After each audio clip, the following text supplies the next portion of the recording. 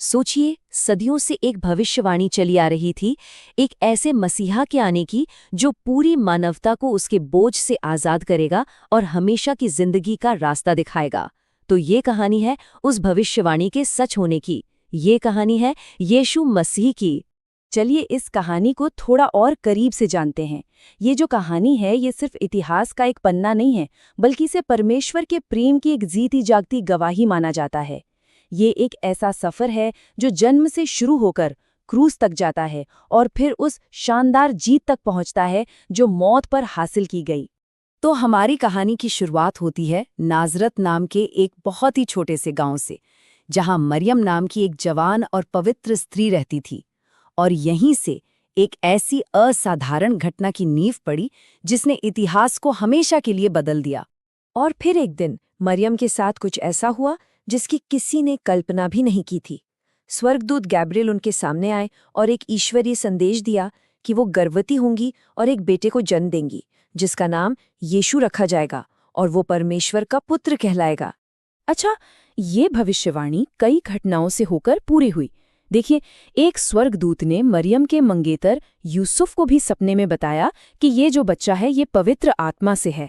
फिर हुआ ये कि एक रोमी जनगणना की वजह से उन्हें अपने पुश्तैनी शहर बेथलेहम जाना पड़ा और वहां किसी भी सराय में जगह नहीं मिली, इसलिए यीशु का जन्म एक मामूली सी गौशाले में हुआ।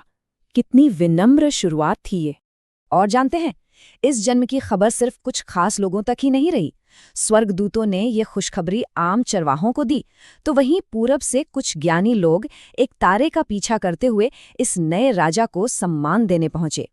ये इस बात का प्रतीक था कि ये घटना हर किसी के लिए थी, चाहे कोई अमीर हो या गरीब।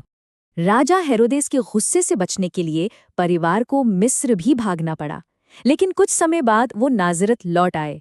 और यहीं पर जरा सोचिए, सिर्फ 12 साल की उम्र में यीशु ने यरूशलेम के मंदिर में बड़े बड़े विद्वानों को अपनी समझ से हैरान कर दिया।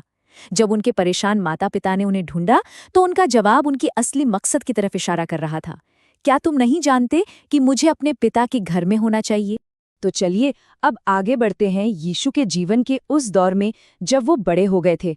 30 साल की उम्र में उन्होंने अपनी सार्वजनिक सेवकाई शुरू की, एक ऐसा मिशन जो दुनिया को हमेशा के लिए बदलने वाला था। उनकी सेवकाई की सार्वजनिक शुरुआत हुई यरदन नदी में, जब उन्होंने यूहन्ना बपतिस्मा देने वाले से बपतिस्मा लिया। और ये एक बहुत ही अहम पल था। जैसे ही वो पानी से बाहर आए, कहते हैं कि आसमान खुल गया और परमेश्वर की आवाज ने ऐलान किया, यह मेरा प्रिय पुत्र है जिससे मैं बहुत प्रसन्न हूँ। इससे उनकी दिव्य पहचान पर मोहर लग गई। बपतिस्मा के ठीक बाद यीशु को एक बहुत बड़ी आध्यात्मिक चुनौती का सामना करना पड़ा। वो 40 दिनों तक जंगल में रहे, जहां उन्होंने शैतान के हर लालच का सामना किया और परमेश्वर के वचन की ताकत से उस पर जीत हासिल की। इस परीक्षा ने उन्हें उनके आने वाले बड़े मिशन के लिए तैयार कर दिया। उनकी सेवकाई के दौरान ऐसे ऐसे चमत्कार हुए जो उनकी दिव्य शक्ति और उनकी गहरी करुणा को दिखाते थे। उन्होंने काना में एक शादी में पानी को दाखरस में बदल दिया, अंधों को आंखों की रोशनी दी, लंगड़ों को चलने की ताकत दी और यहाँ तक कि एक भयानक तूफान को भी सिर्फ अपने कुछ शब्दों से शांत कर दिया। देखिए, यीशु के काम तो शक्तिशाली थे ही, लेकिन उनके शब्दों में भी उतनी ही ताकत थी जो आज भी लाखों करोड़ों लोगों को प्रेरणा देते हैं।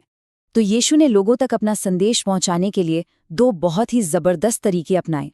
एक तो उन्होंने पहाड़ पर उपदेश दिया, जहां उन्होंने धन्य वचन जैसे बहुत जरूरी सिद्धांत सिखाए, और दूसरा उन्होंने भीड़ को सिखाने के लिए सरल कहानियों का इस्तेमाल किया, जिन्हें दृष्टांत कहते हैं।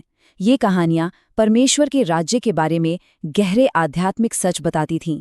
जैसे उनके पहाड़ पर दिए उपदेश में जो धन्य वचन है, वो उन गुणों के बारे में बताते हैं जिन्हें परमेश्वर का आशीर्वाद मिलता है। जैसे कि धन्य हैं वे जो मन के दीन हैं, क्योंकि स्वर्ग का राज्य उन्हीं का है।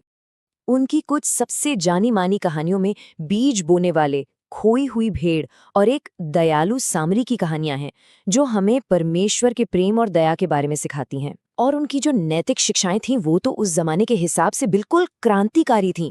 जैसे अपने दुश्मनों से भी प्रेम करना और वो सुनहरा नियम, दूसरों के साथ वैसा ही व्यवहार करो जैसा तुम चाहते हो कि वे तुम्हारे साथ करें। चलिए अब हम कहानी के उस हिस्से में चलते हैं जो यीशु के जीवन का आखिरी और सबसे अहम हफ्ता था जब वो यरूशलेम में थे। ये एक ऐसा वक्त था जो धोखे और बलिदान की कहानियों से भरा हुआ है। अपने आखिरी भोजन के दौरान ही यीशु ने बता दिया था कि आगे क्या होने वाला है। बाद में गतसमनी के बाग में उन्होंने बहुत पीड़ा में प्रार्थना की, लेकिन आखिरकार परमेश्वर की इच्छा को ही माना और कहा, हे पिता, जैसा मैं चाहता हूँ वैसा नहीं, बल्कि जैसा तू चाहता है वैसा हो। यह पूरी तरह से समर्पण का पल था। और ये धोखा जानते हैं कितने में हुआ? सिर्फ चांदी के 30 सिक्कों में। यही वो कीमत थी जिस पर उनके अपने ही एक शिष्य यहूदा इस्करियोती ने उन्हें अधिकारियों के हाथों पकड़वा दिया। फिर उन्हें गोलगोथा ले जाकर क्रूस पर चढ़ा दिया गया।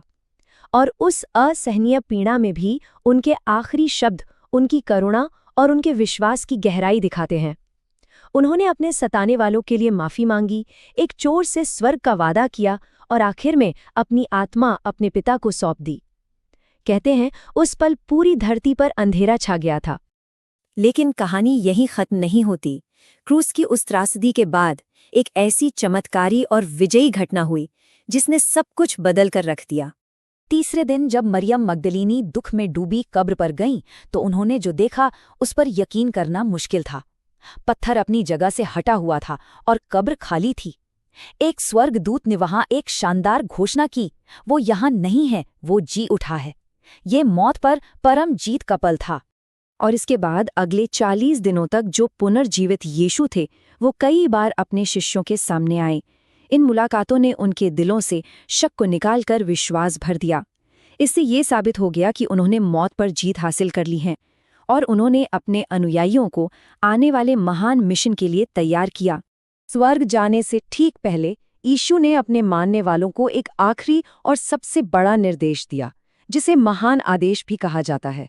उन्होंने कहा कि पूरे दुनिया में जाओ और सुसमाचार का प्रचार करो, और साथ ही ये वादा भी किया कि वो इस दुनिया के अंत तक हमेशा उनके साथ रहेंगे। एक ऐसा वादा जो आज भी गूंजता है। तो इस पूरी कहानी का जो सार है, जो केंद्रीय संदेश है, वो ये है कि यीशु मसीह आज भी जीवित हैं और उनकी मृत्यु और उनके पुनरुत्थान से उन सभी लोगों के लिए पापों की क्षमा और उद्धार का रास्ता खुल गया है जो उन पर विश्वास करते हैं। और आखिर में यीशु की तरफ से एक बहुत ही व्यक्तिगत सा निमंत्रण है। वो कहते हैं, देख, मैं दरवाजे पर खड़ा खटखटा रहा हूँ। अगर कोई मेरी आवाज़ सुनकर दरवाज़ा खोलेगा तो मैं अंदर आकर उसके साथ भोजन करूँगा और वो मेरे साथ। ये एक ऐसा विचार है जो सोचने पर मजबूर करता है।